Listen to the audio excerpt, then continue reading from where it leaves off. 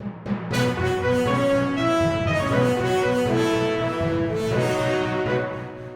bien, seguimos en Portada y estamos ahora con el expresidente del Consejo de Ministros y también ministro de Salud, doctor Luis Solari. ¿Cómo está, doctor? Buenas noches, Mario. Muchas gracias por la invitación. Empecemos, como siempre, por asuntos que están relacionados al sector que más cercano nos resulta, que es el de salud.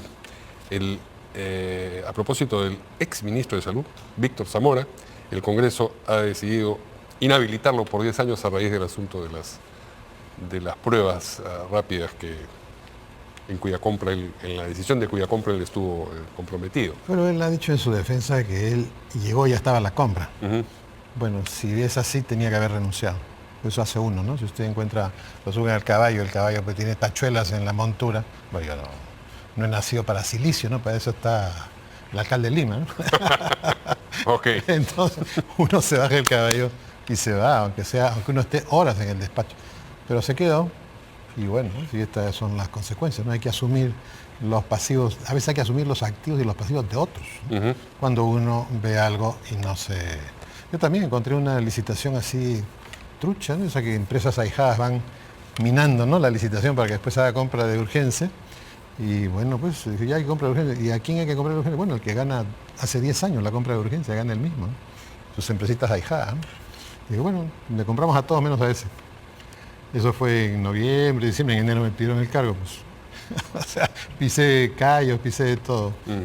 Pero uno tiene que, o actúa en ese momento y dice esto está mal y lo denuncia, o se va. Tiene dos opciones, no lo hizo, esto es la consecuencia. Además, una pena porque es un buen salubrista, pero así es la política, ¿no? Te metiste de soldado, ahora tienes que aprender. Pero en ese momento hubo una discusión a propósito de la idoneidad o no de esas pruebas para lo que supuestamente se las compraba. Lo que pasa es que las pruebas necesitaban una gran experiencia médica, asistencial, para poderlas interpretar, porque eran difíciles de interpretar. Además, si una persona estaba con un cuadro agudo, se le hacía la prueba y le salía negativo porque todavía no había pasado suficiente tiempo para que se volviera positivo. Entonces, la prueba terminaba siendo una prueba ineficaz si uno quería salvar de la muerte a la gente. Entonces, obviamente, por eso, esa es una de las razones porque aumentaron los muertos. Y la otra, yo he recibido pacientes que a veces estaban una semana, los trataba gente que no tenía la experiencia necesaria en la casa, y de repente alguien decía, llame al doctor, me llama, a ver, deme los datos, deme el número. No, su papá tiene que estar hospitalizado, hace 4 días que tenía que estar hospitalizado. Entonces llegaban tardíamente, fallecían, casualmente porque esos colegas inexpertos, que no es imputable tampoco, bueno, en una pandemia usted llama al primer médico que pasa, no tenía la experiencia para interpretar, entonces la mortalidad aumentó. Y hubiera sido distinto si no hubieran estado esas pruebas acá. Bueno, había un arranchamiento, ¿no? América Latina ni siquiera se puso de acuerdo para comprar mascarillas en una corporativa, ¿no? Sí. Entonces, será esa una de las razones por las que el G20 ha incorporado a los 55 países africanos y a ningún país de América Latina, o por lo menos que nos inviten masivamente, ¿no? Bien. Una pena, pero hecho está. Otros asuntos. Otros sí digo. Conocemos su opinión en general acerca de los ministros de este gobierno y la capacidad o la utilidad de renovarlos. Pertenecemos al 91%, ¿no? Pero, digamos, lo que ha ocurrido ayer con el ministro Quero y sus desafortunadas declaraciones merece quizás una reflexión particular. Bueno, eso y el mensaje de la presidenta, ¿no? Porque, está bien, pero vamos en orden.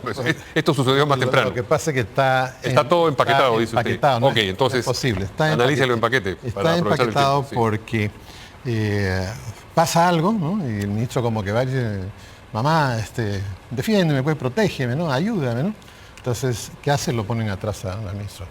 Y la presidenta no dice ni una palabra sobre las barbaridades que dijo. Lo que pasa es que el silencio también sirve para proteger, ¿no? Claro. Evita es una ratificación tácita. Uno evita decir, no solamente no lo corrige, no lo enmienda, sino que está de acuerdo, pues. Porque si guarda silencio y uno dice, me parece mal, ya he hablado con el ministro, le da un buen jalón de oreja, jajaja, y se va caminando. No hay eso. O sea, el silencio dice, yo consiento esa declaración, pero ahí lo pongo atrás para que nadie lo mire, para que todos piensen que no está. Pero como es grandazo, ahí está.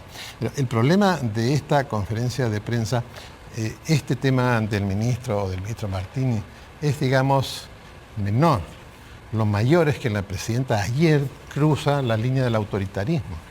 Cuando un presidente le ordena a un organismo constitucionalmente autónomo, tú tienes que hacer esto a tal hora, a tal día, y así tienes que actuar. O sea, me tienes que convocar a mí, Exijo, yo desde acá te digo... sí. Eso es autoritarismo. O sea, entonces aquí tenemos dos problemas, ¿no?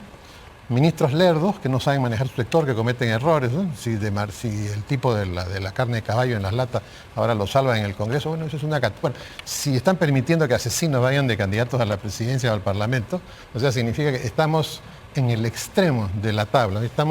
Yo una vez he declarado un diario, eso se llama riesgo democrático extremo, cuando la presidenta cruza la barrera del autoritarismo. Y de ahí viene la otra parte, que nadie se da cuenta y nadie ha comentado. O sea, si la presidenta tiene 3%, 4% de aprobación, significa que nadie le cree. Y si en Rural, en el Instituto de Estudios Peruanos, tiene 1%, significa que súper nadie le cree. Entonces la presidenta sale, o sea, para que vea qué asesores hay en Palacio. No saben ni comunicación ni política y menos comunicación política. Agarran y le dicen, pero si usted salga y dígale a la fiscal, usted convóqueme porque lo que yo estoy diciendo aquí nadie me cree.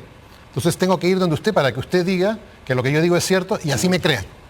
O sea, estos tontos que están de asesores en Palacio le dicen a la presidenta, usted salga y dígale a la fiscal lo que tiene que hacer, autoritarismo, y segundo, dígales que ella tiene que validar lo que ella está diciendo en ese momento. Yo he hecho esto, yo he hecho esto, yo he hecho esto, porque como nadie le cree, vaya usted a la fiscalía para que diga, doy fe de que lo que ha dicho la presidenta a tal fecha es cierto. Entonces, significa que la presidenta está confesando y aceptando de que ella es una presidenta de que nadie le cree.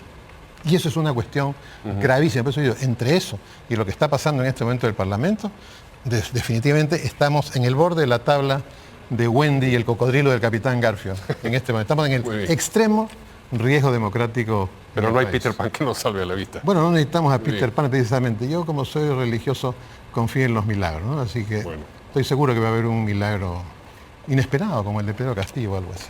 Muy bien, muchas gracias al expresidente del Consejo de Ministros, el doctor Luis Solari, por acompañarnos como siempre aquí en Portada. Vamos a ir a una pausa y volvemos con lo último.